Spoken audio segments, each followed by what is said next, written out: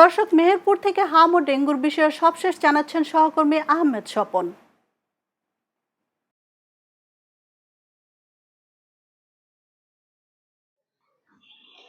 জি মালা, ধন্যবাদ আপনাকে। আপনি জানেন যে সারা দেশে যে হামের প্রাদুর্ভাব, এই হামের প্রাদুর্ভাবের কারণে কিন্তু মেহেরপুর 250 জেনারেল হাসপাতালে রোগীর সংখ্যা কিন্তু দিন দিন বাড়তিছে।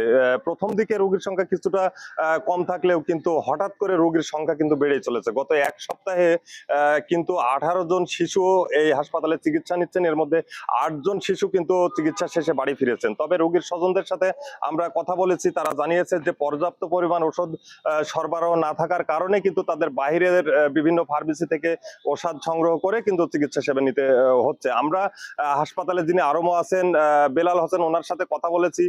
উনি আমাদেরকে আশ্বস্ত করেছেন বা জানিয়েছেন যে অল্প কয়েকদিনের মধ্যেই কিন্তু এই ওষুধ যে সংকট আছে সেটা কিন্তু কেটে যাবে। তবে হামের যে উপসর্গ, এটা নিয়ে কিন্তু হাসপাতাল কর্তৃপক্ষের যে চিকিৎসা সেবা সেটা বিগত সময়ে ব্যাহত হলেও কিন্তু এখন স্বাভাবিক পর্যায়ে আছে। তবে আমরা যতটুকু জানতে পেরেছি যে হাসপাতালে কিন্তু এখন পর্যন্ত কোনো শিশুর মৃত্যুর ঘটনা ঘটেনি হামের উপসর্গ নিয়ে।